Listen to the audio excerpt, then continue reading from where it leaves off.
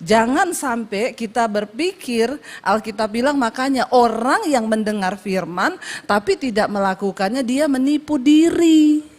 Walaupun kita ibadah tapi kita nggak menjadi pelaku firman, kita menipu diri sendiri. Ngapain orang menipu diri? Makanya bertobat. Terima kasih Bapa. Biar ini bukan hanya sekedar pujian yang keluar dari mulut kami, bahwa sekedar segala yang ada di hidup kami, segenap hati, segenap hidup, kami mau memuliakan Tuhan. Biar Engkau hadir di tengah kami pada hari ini Bapa. Hadirat-Mu penuhi kami ya Roh Kudus. Penuhi hati kami, penuhi hidup kami. Berbicara bagi setiap kami, sampaikan isi hati-Mu Tuhan. Kami rindu di hari-hari terakhir ini semakin mengerti apa kehendak Tuhan bagi hidup kami. Urapi hamba-Mu yang tidak ada apa-apanya, urapi setiap kami Tuhan. Kami buka hati bagi firman-Mu yang percaya Tuhan di tengah kita, memberkati kita. Mari katakan bersama, amin, amin. Silakan duduk Bapak Ibu yang terkasih. Iya, shalom. Bagaimana kabarnya hari ini? Luar biasa karena kita punya Tuhan yang luar biasa. Dan kita tahu bersama kenapa Yesus harus naik ke sorga. Alasan yang pertama adalah karena dia memang berasal dari sorga. Dia Tuhan yang bertanggung jawab. Kita bersyukur mengenal Yesus sebagai Tuhan dan Juru Selamat. Dia datang dari surga, dia bukan seperti pemimpin agama yang biasa. Dia lahir dari sorga, dikandung dari roh hulullah, kata firman Allah, dari roh Allah, dia berasal dari sorga. Lalu kenapa Yesus harus naik ke sorga? Supaya kita menerima kuasa, ya. Kita menerima kuasa, kenapa? Karena dalam dunia ini saudara ada banyak kuasa-kuasa lain yang coba untuk menguasai hidup kita. Tetapi orang percaya kepada Yesus, Yesus bilang, aku pergi supaya Roh Kudus, supaya kamu menerima kuasa. Ketika Roh Kudus turun ke atas kamu, kamu akan menerima kuasa untuk menjadi saksi. Karena itu semua orang yang percaya Yesus, yang mengaku Kristen, pengikut Kristus, harusnya kita semua punya kuasa.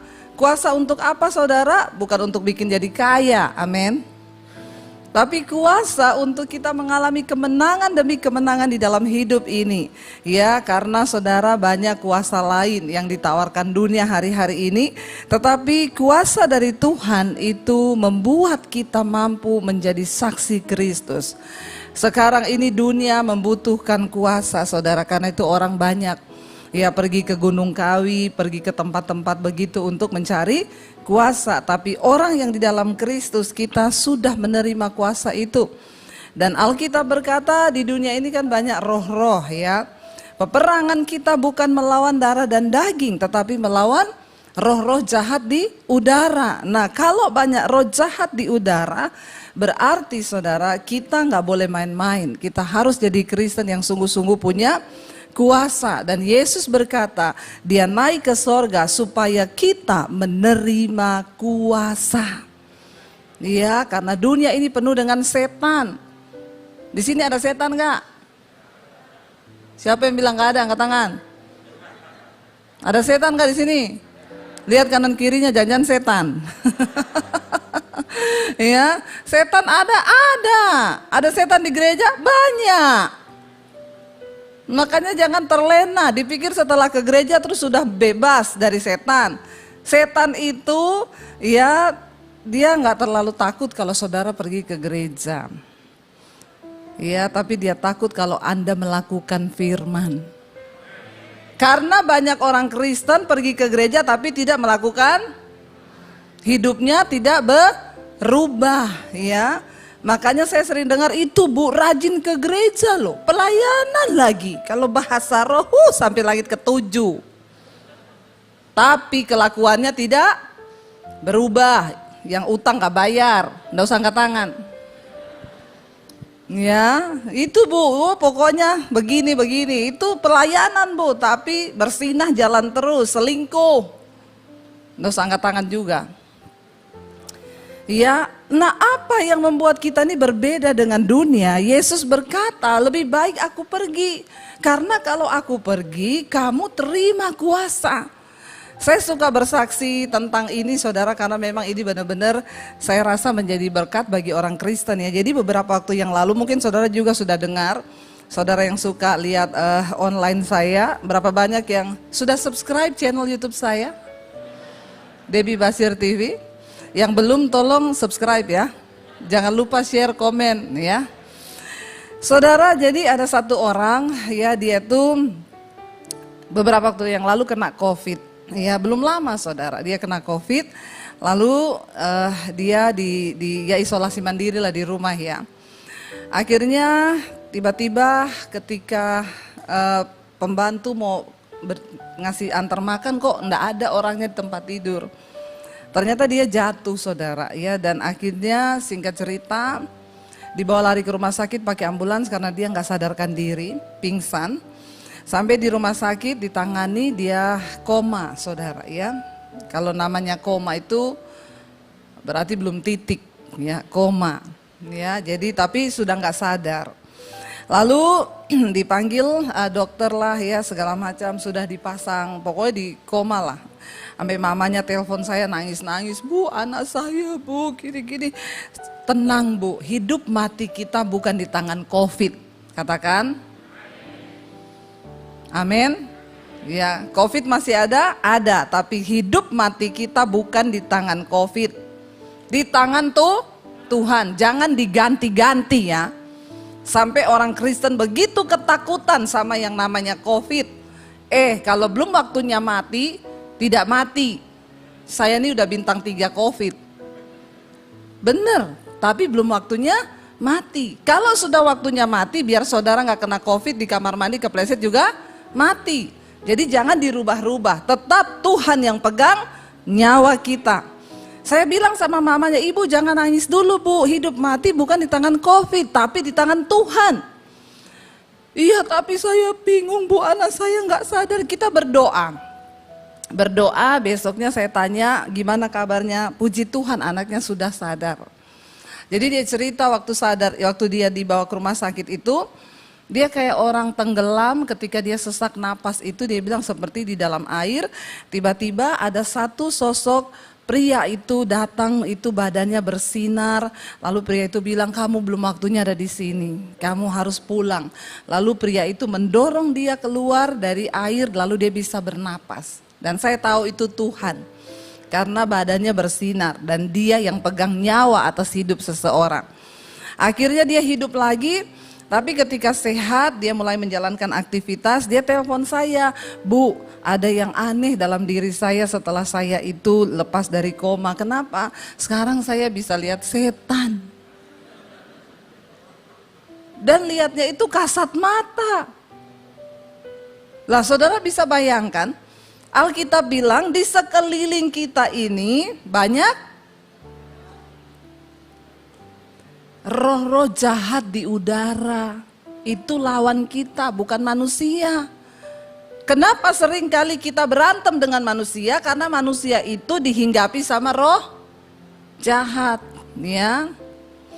Lalu dia bilang dia bisa lihat secara kasat mata. Jadi dia bilang di rumah sakit tuh Bu ya, di ruang ICU, pokoknya di bangsal itu isinya setan toh. Ya setan anak kecil, setan kepala tanpa badan, lalu cuma tangan, itu bentuknya begitu. Jadi ya saya Bu enggak takut ya Bu, karena saya percaya bahwa roh yang ada di dalam saya itu lebih besar, dia bilang. Tapi kan ganggu Bu. Kadang-kadang lagi jalan muncul kepala tanpa badan, dia teriak dalam nama Yesus. Ya, nanti lagi ini lihat setan ya, sampai orang kadang nanya kenapa sih nggak ada kecoa. Karena dia bingung saudara. Nanti kalau dia cerita, kalau orang nggak percaya dipikir gila. Dan dia cerita, saya waktu itu pergi ke Curug sama suami saya ya Bu. Di bawah pohon dekat air terjun tuh udah mau ke Curug, ada penunggu di situ. Tapi setannya ini beda sama di Curug itu, di hutan, setan-setannya sama setan di kota tuh beda. Ya iya benar, saudara boleh tertawa, tapi ini memang ada yang benar-benar melihat. Ya, lalu saudara, dia cerita di curug itu, setannya itu jadi kayak makhluk, berbentuk makhluk, ada tanduk. Tapi beda sama yang di kota. Dia bilang, kalau itu apa ya Bu? Oh kalau itu memang beda lagi. Alkitab bilang setan itu ada tingkatan. Ya roh-roh jahat, penghulu-penghulu. Saya bilang kalau yang di curug itu kayaknya itu roh teritorial. Itu penguasa di situ. Jadi memang bentuknya beda. Binatang ada tanduk. Ya dia bilang itu saya lihat Bu, yang terbang, yang melayang. Jadi saya sepanjang jalan tuh dalam nama Yesus, darah Yesus, dalam nama Yesus. Tapi kita harusnya begitu loh, kalau saudara pergi ke hutan harusnya saudara tuh doa. Ya, tapi kayaknya setannya juga udah malas ganggu saudara karena kita begitu nyampe itu langsung foto-foto kan. Ya, di segala tempat setan di belakang malah diajak selfie. Kata setan, kayaknya dia lebih setan deh dari kita. Sekarang kan orang seneng kalau foto ada penampakan di belakang tuh seneng, jadi viral, bener nggak? Viral saudara, setan diajak TikTok. Ya saya tuh lihat sekarang di TikTok isinya ada penampakan, malah dicariin sekarang. Jadi setan di Jakarta ini sudah tidak ada wibawanya. Udah kalah pamor sama orang yang di kota-kota ini. Lalu ya dia bilang, saya tuh bisa lihat orang Bu. Jadi kayak yang guide kami di curug itu, dia ada penunggunya, orang itu diikuti sama roh karena dia punya ilmu. Jadi dia bilang, Mas temennya ya yang ikuti, iya kok Mbak tahu. Dia bisa lihat. Nah kalau orang-orang kayak kita begini, saya tanya kamu bisa, kalau orang kayak kita Bu, saya tentara tahu orang ini gelap, orang ini terang, orang ini abu-abu. Kayak ada cahaya di belakangnya dia. Nah terus dia berbilang, Ibu kita bisa ketemu enggak? Saya pengen, Ibu doain Bu, tutup aja Bu. Saya enggak mau lihat-lihat kayak begini Bu. Saya pengen kayak dulu lagi, sekarang hidup saya jadi enggak tenang. Terus Ibu doain tutup ya. Saya bilang kalau suruh tutup pintu gampang ya saudara. Kalau tutup yang begini ini, tapi saya cuma bilang ya Roh Kudus yang bisa. Dia bilang saya lihat ada satu orang Bu. Ya laki-laki itu dia kakinya diganduli sama satu makhluk, bentuknya itu perempuan tapi badannya kodok. Saya bilang itu roh persinahan. Jadi saudara ya sebenarnya bagus juga, saya bilang dia kamu kalau nggak ditutup gimana pakai buat doa pelepasan. Saya bisa ajak dia ke gereja sini nih, lihat nih yang banyak kodok-kodoknya mana. Hello. Saya suruh lihat nih pemain musik ini ada kodok berapa, ini jangan-jangan udah kelelawar. Loh orang boleh pelayanan di atas mimbar begini, tapi di alam roh kan gak ada yang tahu kehidupan kita di belakang mimbar kan. Nah itu kan orang bisa lihat dan makanya saya selalu bilang Alkitab berkata di sekeliling kita nih banyak saksi. Makanya kamu harus menanggalkan segala beban dan dosa karena kita punya banyak saksi. Saksi pertama siapa? Tuhan. Saksi kedua siapa? Malaikat. Saksi ketiga siapa? Setan. Jadi kita mau hebat khotbah saya, ya kamu mau hebat main musik, mau hebat singers, mau lompat-lompat kayak apa juga di sini. Hello. Kalau ada kodok yang ngikuti kamu, percuma. Setan tuh tahu. Mau saudara lompat-lompat di gereja kayak apa? Sudah saudara. Setan itu bisa lihat.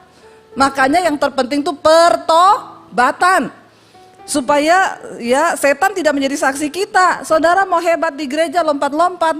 Kalau hidupmu gak bertobat, engkau masih hidup dalam kenajisan, percabulan, segala roh-roh yang mengikuti, percuma. Mau saudara pengerja, mau saudara pendeta, mau pemusik, WL di sini. Makanya saya bilang sebenarnya perlu orang-orang kayak gitu. Saya ajak dia ke gereja biar dia lihat semua ini. Oh amin. Siapa itu yang aminnya kenceng? Ya itu benar saudara. Akhirnya ya dia ketemu, dia bilang Bu saya pengen ketemu Ibu, doain biar saya ditutup. Lalu saya ketemulah saudara. Waktu ketemu ya yang saya tanya pertama, kamu lihat di saya ada apa? Ya saya takut juga saudara, jangan-jangan saya sudah pelayanan ternyata ada kodok, kelelawar, ya tikus sudah gandulan di saya, ini kan bahaya ya. Jadi ketika ketemu dia bilang kalau ibu tuh di belakang ibu tuh ada cahaya terang banget. Puji Tuhan, haleluya 12 kali.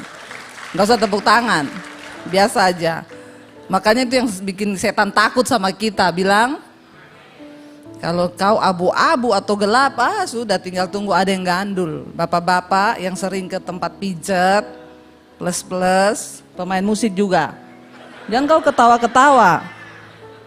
Ya, jangan-jangan ada kodok yang gandul di kakimu. Bertobat. Kamu gak bisa lihat, tetapi setan itu ngikutin. Makanya saya nih mau buka bagi kita supaya kita sungguh-sungguh hidup dalam pertobatan. Jangan sampai kita berpikir, Alkitab bilang makanya orang yang mendengar firman tapi tidak melakukannya dia menipu diri. Walaupun kita ibadah tapi kita nggak menjadi pelaku firman, kita menipu diri sendiri. Ngapain orang menipu diri? Makanya bertobat. Kita perlu kuasa Roh Kudus. Yesus sudah naik ke sorga. Dia menjanjikan Roh Kudus. Yuk kita lihat bersama-sama apa hasilnya kalau orang itu hidup di dalam roh. Roma pasal yang ke-8, judul perikopnya di sana hidup oleh roh ya. Ini saya berapa menit ya?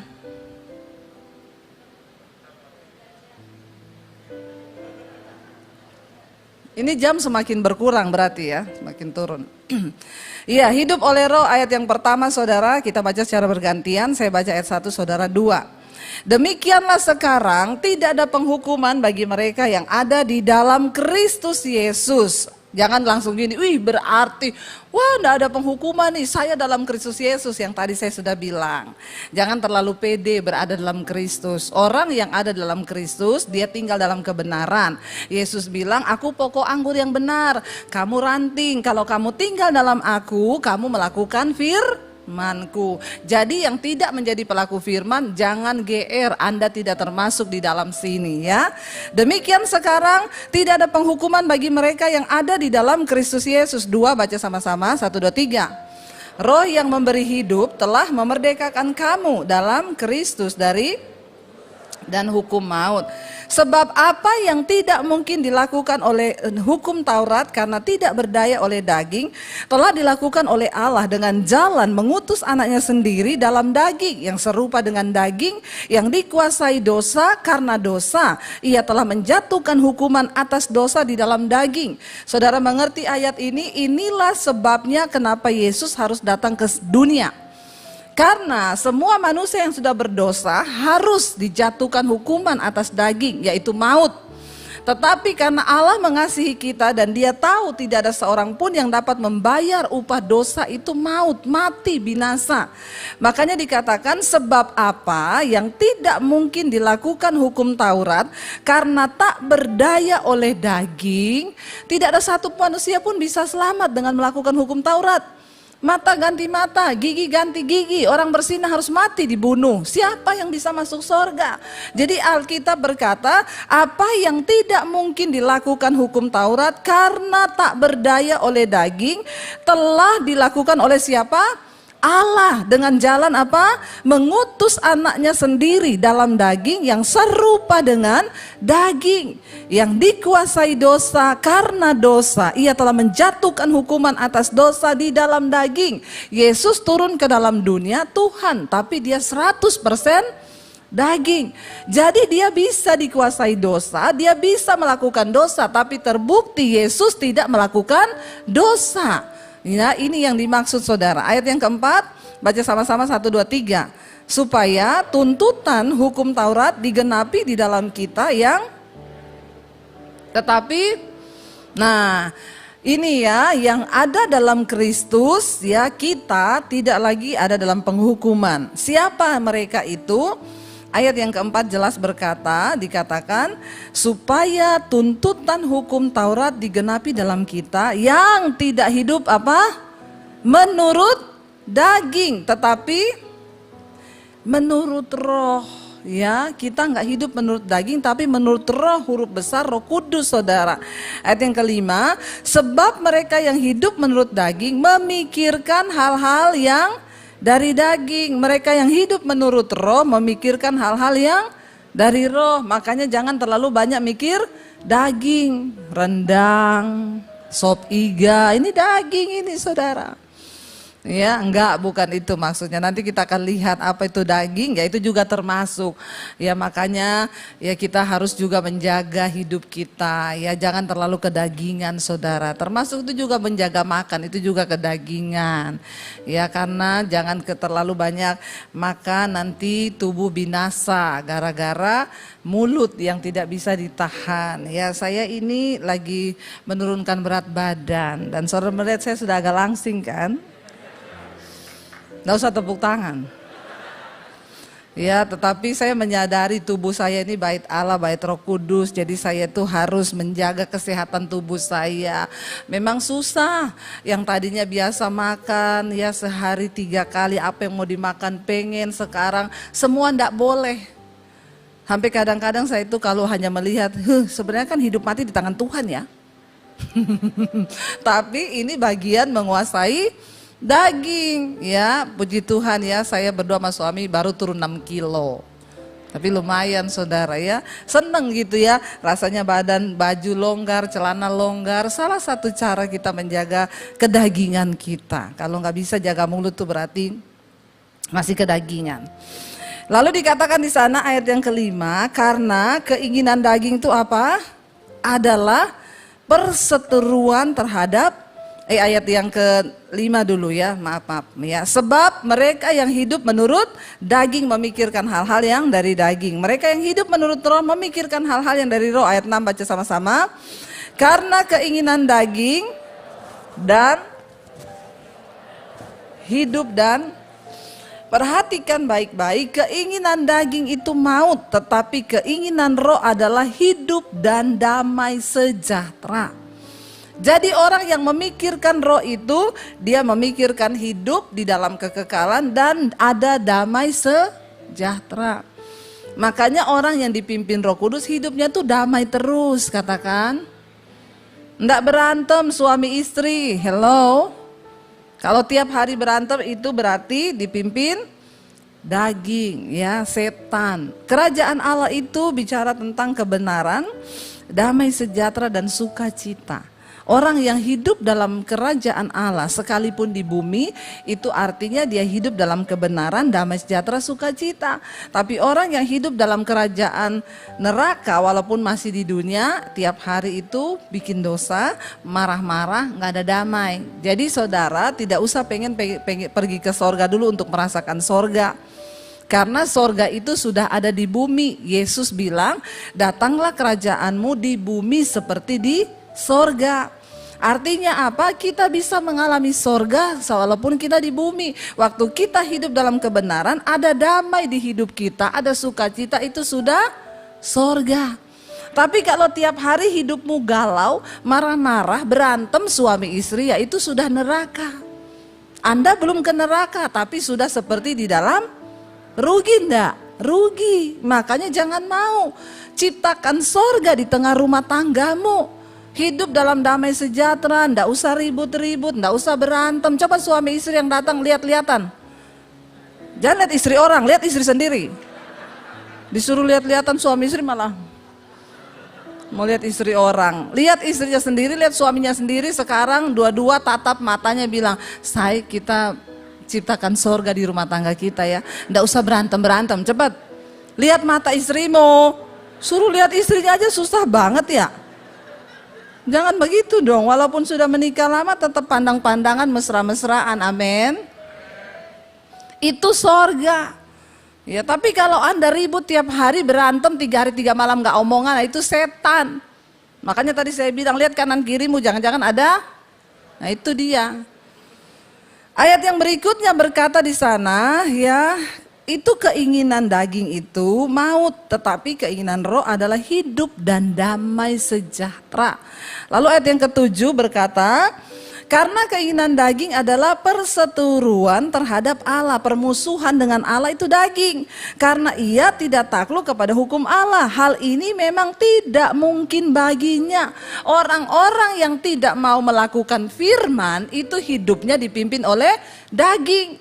Anda nggak mau lepaskan pengampunan, tetap kepahitan, itu daging. Kenapa? Karena daging tidak mungkin takluk kepada firman Tuhan. Makanya sekarang tolong diukur. Kalau saudara tidak bisa melepaskan pengampunan kepada orang, berarti hidupmu masih dipimpin daging. Ya, lepaskan pengampunan. Karena daging itu nggak mau tertunduk takluk kepada firman.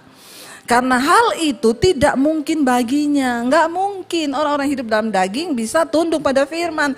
Ayat yang berikutnya dikatakan, mereka yang hidup dalam daging tidak mungkin apa? Berkenan kepada Allah. Makanya jangan hidup dalam daging, karena nanti kita tidak berkenan kepada Allah. Lalu ayat yang ke-9, tetapi kamu tidak hidup dalam daging, melainkan dalam roh. Jika apa? Jika memang roh Allah diam di dalam kamu. Tetapi jika orang tidak memiliki roh Kristus, ia bukan.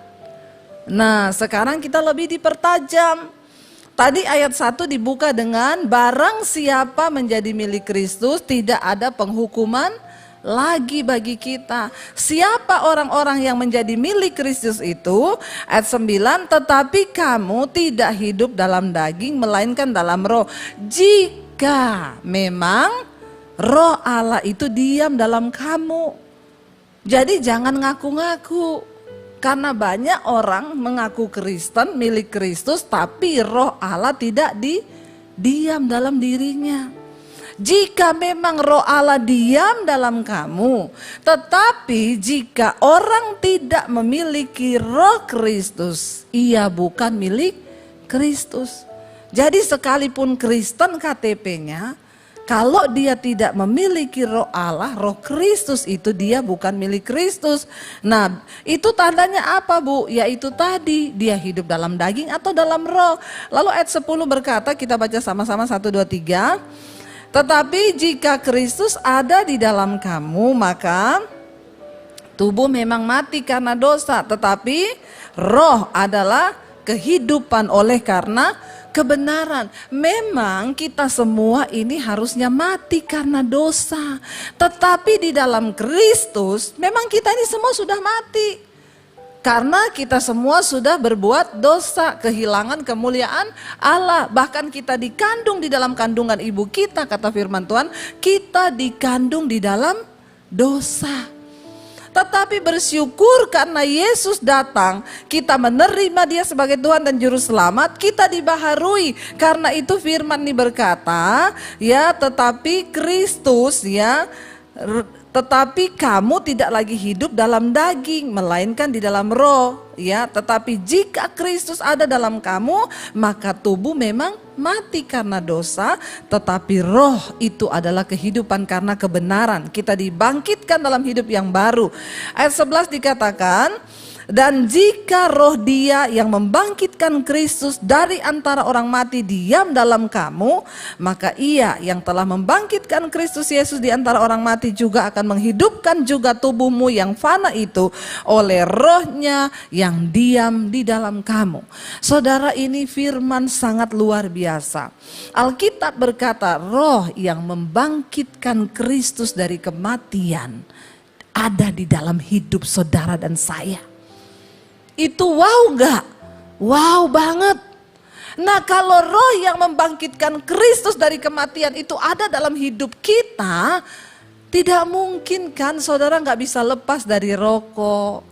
Saudara gak bisa lepas dari kenajisan. Gak mungkin saudara gak bisa lepas dari amarah. Tidak mungkin saudara gak bisa bangkit dari hidupmu yang lama. Gak mungkin saudara tidak diberi kuasa untuk menang atas setiap dosa. Kenapa? Ini roh yang membangkitkan Kristus dari kematian.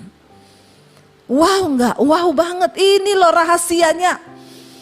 Makanya saya nggak percaya kalau ada orang datang, Bu, bagaimana caranya ya Bu, saya ini jatuh terus di dalam dosa Bu, ya pengen keluar, pengen bangkit, tetapi nggak bisa. Saya bilang bisa, kamu aja yang nggak mau mendekatkan diri dengan Tuhan. Kalau kamu mendekatkan diri dengan Tuhan, maka tubuh ini memang mati karena dosa, tapi roh kita dihidupkan kembali di dalam kebenaran. Ini roh yang membangkitkan Kristus loh. Dari antara orang mati. Gak mungkin saudara yang mau berhenti rokok dia gak bisa mampukan saudara. Nggak mungkin saudara yang terikat dengan marah-marah, saudara pengen sabar, nggak bisa, tidak mungkin. Yesus saja yang mati dibangkitkan oleh roh yang berkuasa itu. Karena itu dia juga sanggup membangkitkan hidup kita dalam hidup yang baru. Jangan ada yang berkata nggak bisa bu, saya tuh selingkuh udah lama. Ya ada orang-orang yang datang kepada saya, bu nggak bisa, saya udah coba, saya juga tahu, saya dengar khotbah ibu bu, tapi bagaimana ya bu, saya nggak bisa lepas ini perempuan bu, saya sudah terlanjur cinta, pret. Saya cuma bilang ya, jangan bermain-main dengan kasih karunia. Kalau engkau hidup menuruti daging, engkau akan mati. Bapak jangan sampai bapak mati binasa, ia lagi melakukan kenajisan tiba-tiba mati. Itu karena salahmu sendiri. Jangan sampai engkau menjadi orang yang ditentukan untuk binasa. Siapa orang yang ditentukan untuk binasa? Roh Kudus sudah tegur, bertobat, gak mau bertobat. Akhirnya dia ditentukan untuk binasa. Saya berdoa untuk semua bapak-bapak di tempat ini. Ya jangan coba-coba melakukan dosa-dosa kenajisan, perselingkuhan. Ya. Benar-benar saudara, hari-hari ini tuh benar-benar menghancurkan rumah tangga. Jangan sampai ada di antara kita, para perempuan juga di sini ya, mau ibu-ibu, mau yang muda, jangan jadi pelakor. Ya sekarang banyak anak muda udah gak mau kerja, maunya jadi pelakor, ngerebut suami orang, lumayan, gak usah kerja dibeliin apartemen. Hei, engkau memperoleh dunia dan segala isinya, tapi kamu kehilangan nyawamu. Buat apa engkau binasa di neraka? Amin. Bapak-bapak bertobat, amin. Ngomongnya satu tuh yang semangat dari tadi nih, yang aminnya kenceng nih di mana ya? Ya benar saudara, ayo kita berlomba hidup dalam kekudusan. Biar hidup kita dikuasai oleh Roh Kudus. Roh Kudus mampu, tidak ada yang mustahil. Engkau tinggal ngomong, Tuhan aku mau keluar dari dosa ini, aku mau keluar dari dosa ini. Ketika engkau mau, maka Tuhan akan memampukan. Ya tadi malam saya bacakan di mesbah doa ada kesaksian seorang ibu. Bu saya ini seorang ibu, saya terikat dengan perselingkuhan 10 tahun ya. Lalu di masa pandemi saya banyak waktu di rumah nggak keluar-keluar, jadi saya lihat-lihat khotbah lah di YouTube ya. Saya dengar khotbah ibu, tapi ketika saya dengar saya cepet-cepet skip. Karena saya enggak mau, ibu tuh kalau khotbah selalu ngomong perselingkuhan, persinahan. Ya karena itu kasus yang terbanyak hari-hari ini yang saya layani saudara. Yaitu di WA saya itu yang masuk puluhan ribu. 80% kasus perselingkuhan semuanya. Makanya saya bilang di gereja itu masih banyak setan. Ini orang-orang ke gereja semua nih yang konseling nih. Bahkan ada yang majelis, ada yang pengerja, ada yang full time. Wah macam-macam saudara. Tapi dia bilang, tapi saya mau dengar khotbah ibu. Tapi ketika ibu sudah bicara perselingkuhan saya skip.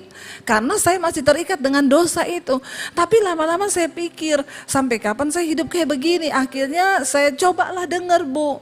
Puji Tuhan, saya dilawat Tuhan, saya dijamah Tuhan, akhirnya saya dilepaskan dari dosa perselingkuhan, saya putuskan selingkuhan saya. Dulu saya kalau jatuh, saya bertobat, jatuh lagi bu. Tapi sekarang enggak, saya bersyukur setiap malam saya dengar mesbah doa. Setiap kali di mesbah doa, ibu tuh berdoa, roh kenajisan, percabulan, tuh rasanya saya dikuatkan lagi bu. Jadi setiap hari roh saya isi. Bagaimana mungkin mau lemah? Kenapa menjadi lemah? Karena yang diisi daging, rohnya nggak pernah diisi. Saudara bersyukur sekarang ada YouTube, saudara mau bangun iman sudah ada semua. Ya, mau cari apa lagi?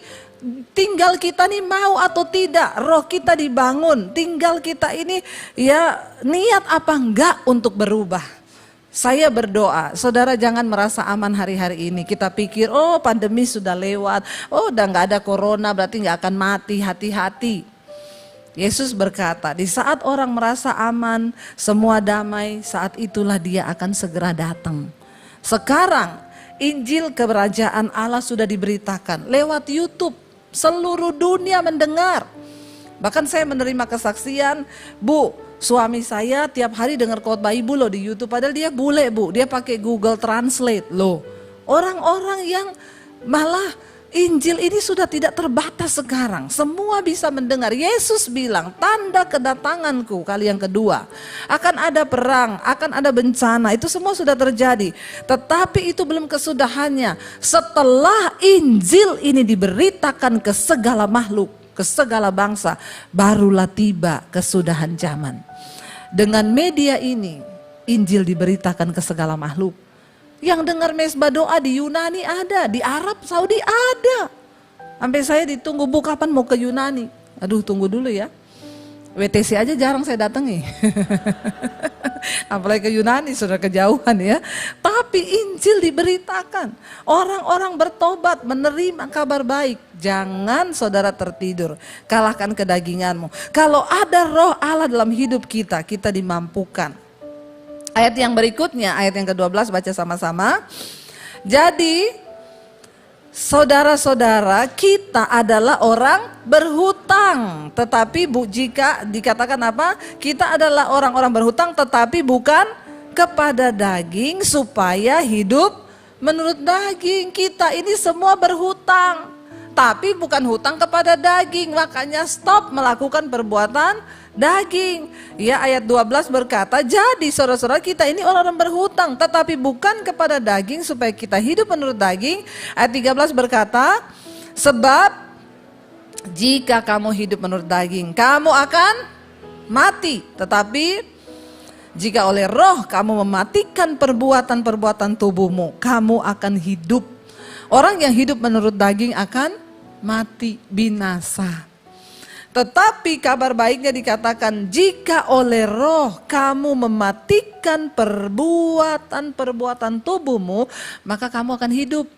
Jadi hanya dengan hidup dipimpin roh kita bisa mematikan perbuatan daging. Jangan menyerah saudara ya. Daging ini sama setan beda. Bayangkan tantangan hidup kita. Kita ini sudah harus melawan setan, harus melawan daging lagi. Tapi orang-orang yang ditunggangi setan kayak tadi yang diganduli roh itu tuh dia pasti karena dia hidup mengikuti daging. Makanya ada celah. Setan menumpangi hidupnya. Jadi keinginan daging itu kan telah nyata, firman Tuhan bilang percabulan, kenajisan, iri hati, amarah, dendam, keserakahan, pertikaian, perseteruan. Nanti saudara pulang baca dalam Galatia 5 itu ada. Nanti saudara lihat kalau masih ada dalam hidup kita semua itu, maka bertobatlah. Itu daging, itu bukan setan. Orang yang selingkuh jangan bilang nih gara-gara setan bu. Setan bilang enak di lu sial di gua. Lu yang selingkuh, gua yang salah. Itu daging, bukan setan. Itu daging. Makanya saya selalu ingetin, makanya di gereja-gereja besar, kadang-kadang setan sudah tidak mengganggu, setan cuma kontrol saja. Setan bilang lancar ibadah, lancar coy. Ya, nggak usah diganggu kata setan. Kenapa? Dagingnya udah gede. Kita tinggal kipas saja. Hati-hati saudara, orang yang hidup menurut daging tidak mungkin berkenan kepada Tuhan. Tapi jika oleh roh kamu mematikan perbuatan dagingmu, maka kamu akan hidup. Makanya jalan satu-satunya supaya kita bisa hidup dalam perkenanan Tuhan, matikan dagingmu. Caranya gimana bu? Hidupkan rohmu. Isi roh kita dengan hal-hal yang rohani. Banyak pujian penyembahan, dengerin khotbah, dan yang terutama menjadi pelaku firman. Dengerin khotbah juga kalau hidupnya nggak berubah percuma. Ada yang WA saya, bu itu ya saya punya kakak selalu dengerin khotbah ibu tapi kelakuannya nggak berubah bu.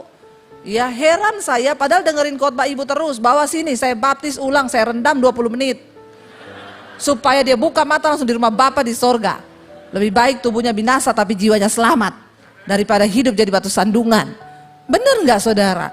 Ya saya bilang orang mau melakukan firman atau tidak ya itu keputusannya dia. Saya cuma khotbah, tapi kalau kamu mau dia benar-benar diselamatkan bawa sini. Benar saya baptis tuh orang. Ya saudara, jangan sampai kita ini cuma dengar firman tapi nggak pernah melakukan. Ya amin-amin di gereja, pulang lupa semua. Berubah, bangun manusia rohmu. Kenapa? Cuma orang yang rohnya hidup, yang hidupnya berubah, yang bisa masuk dalam kerajaan sorga. Masuk surga itu tidak gampang. Masuk istana presiden saja tidak gampang, apalagi mau masuk kerajaan Allah. Kita harus benar-benar mematikan kedagingan, ya, dengan roh yang engkau hidupkan. Ini loh Tuhan makanya berkata, Roh Kudus akan beri kamu kuasa. Ya, dikatakan di sana, kita ini orang yang berhutang bukan pada daging untuk hidup menurut daging, tetapi pada roh. Ayat yang ke-14 baca sama-sama. Semua orang yang dipimpin roh Allah adalah anak Allah. Orang-orang yang begini yang setan takut, karena hidupmu dipimpin roh Allah. Tapi masalahnya tidak semua orang Kristen hidup dipimpin roh Allah. Ya, kalau engkau tidak dipimpin roh Allah, maka roh halus yang pimpin. Makanya bertobat, serahkan hidup dipimpin roh Allah, maka sah kita ini adalah anak Allah.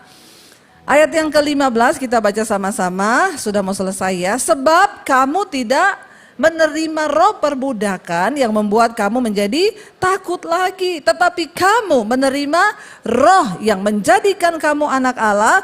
Oleh roh itu kita berseru, ya Aba, ya Bapa. Apa dikatakan? Roh itu apa? Bersaksi bersama-sama dengan roh kita bahwa kita adalah anak-anak Allah. Ini yang Yesus bilang sebelum dia naik ke sorga. Dia bilang kepada murid-muridnya, sebab kamu akan menerima kuasa. Kalau Roh Kudus turun atasmu, kamu akan menjadi saksi. Kenapa Yesus bilang begitu? Ternyata ayat ini berkata, karena roh itu akan bersaksi bersama-sama dengan roh kita bahwa kita adalah anak Allah. Ayat yang ke-17 baca sama-sama. Dan jika kita adalah anak, maka kita juga adalah ahli waris. Maksudnya orang-orang yang berhak menerima janji-janji Allah yang akan menerimanya bersama-sama dengan Kristus, yaitu jika kita menderita bersama-sama dengan Dia, supaya kita juga dipermuliakan bersama-sama dengan Dia. Jangan cuma klaim ayat separoh. Kita tuh pinter kalau ngeklaim ayat. Sebab kalau aku anak, aku juga ahli. Enak banget ya kalau ngomong begitu ya. Padahal ayat ini berkata maksudnya, jika engkau anak, maka engkau adalah ahli waris. Ada maksudnya. Maksudnya itu di garis stabilo warna orange. Jangan cuma diklaim ayat atasnya. Tapi maksudnya adalah orang-orang yang berhak menerima janji-janji Allah, yang akan menerimanya bersama dengan siapa? Kristus. Yaitu jika apa? Jika kita menderita bersama-sama dengan Dia, supaya kita juga dipermuliakan bersama-sama dengan Dia. Jadi ada hukum sebab akibat untuk firman Tuhan. Kita nggak mungkin bisa menerima janji-janji Allah, dengan kata lain, kalau kita tidak menderita dengan Dia. Menderita di sini bukan berarti Anda harus miskin, tidak punya duit. Bukan itu. Orang kaya menderita banyak nggak ketika dia mau melakukan firman? Banyak. Pengen beli tas LV, Roh Kudus bilang jangan, buat bangun gereja. Menderita enggak? Belum pernah rasa ya? Iya, saya rasa saudara. Saya punya uang, saya bisa beli, sekarang saya diberkati, tapi enggak bisa. Saya menjadi tawanan roh, seringkali menderita. Jadi menderita itu bukan cuma kita miskin gak punya uang. Yang kaya juga waktu mau melakukan keinginan roh menderita. Nah kalau engkau tidak mau menderita, engkau tidak layak menerima janji-janji Tuhan. Matikan kedaginganmu supaya rohmu hidup, baru kita layak masuk dalam kerajaan sorga. Amin. Mari bangkit berdiri bersama. Kita mau katakan, ku buka hati untuk jamahan-Mu Tuhan. Karena kami percaya roh-Mu yang hidup itu penuhi hidup kami. Terima kasih Tuhan buat janji-Mu bagi setiap kami. Katakan bersama pujian ini saudara. Saya mau tim PW untuk bisa bantu. Ku buka hati untuk jamahan-Mu Tuhan. Kami buka hati dan hidup kami untuk jamahan-Mu Bapa. Roh Kudus penuhi kami. Mari angkat tangan di hadapan Tuhan, katakan bersama saudara. Ku buka hati untuk jemaat-Mu, berserah penuh di hadirat-Mu. Kau ambil alih seluruh hidupku di altar-Mu, menyembah-Mu. Angkat tanganmu tinggi. Amin. Kami buka hati Tuhan untuk jamahan-Mu, berserah penuh di hadirat-Mu. Kau ambil alih seluruh hidupku di altar-Mu, menyembah-Mu. Mari buka hatimu di hadapan Tuhan saudara. Datang pada Yesus hari ini, katakan Tuhan penuhi hidup kami dengan roh-Mu, karena Engkau yang berjanji memberikan roh itu sebagai penolong bagi kami. Engkau yang lihat setiap hidup kami hari ini Bapa. Jika ada yang belum berkenan di hadapan Tuhan, kalau kedagingan kami masih sering menguasai kami, mampukan kami Tuhan untuk berubah, untuk mematikan segala kedagingan kami. Ini hidup kami Tuhan, ini hidup kami Yesus. Roh Kudus mampukan kami, Roh Kudus mematikan segala kedagingan kami. Amarah, kebencian, kepahitan, ketakutan, kekhawatiran. Sebab barang siapa hidup menurut daging, dia tidak mungkin berkenan di hadapan Tuhan. Sekali lagi angkat tanganmu, katakan, ku buka hati untuk jemaat, berserah penuh Tuhan di hadirat-Mu. Kau ambil alih seluruh hidupku di altar-Mu. Sekali lagi, ku buka hati, ku buka hati untuk jamah kami Roh Kudus. Amin. Berserah penuh dalam hadirat-Mu Tuhan. Yes Lord. Ambil alih Tuhan seluruh hidup kami di altar-Mu, menyembah-Mu. Mari saudara yang datang suami istri boleh bergandengan tangan. Tuhan, kami bawa rumah tangga kami di hadapan-Mu. Kami mau mulai dari kehidupan dalam pernikahan kami. Mampukan kami mengasihi istri sebagai suami, kami menjadi imam, membawa istri dan anak-anak kepada Tuhan, takut akan Tuhan. Sebagai istri, jadikan kami penolong yang sepadan di dalam rumah tangga. Buat suami dan anak-anak kami, Roh Kudus penuhi, Roh Kudus ubahkan. Sia-sia semua ibadah-ibadah kami jika kami tidak sungguh-sungguh dipenuhi oleh Roh-Mu. Hidup kami diubahkan dan kami menjadi pelaku firman. Hamba berdoa Tuhan, semua keluarga rumah tangga di tempat ini berkemenangan di dalam Tuhan. Mereka pulang dengan perubahan karena Tuhan yang mengubahkan. Di dalam nama Yesus, ku buka hati.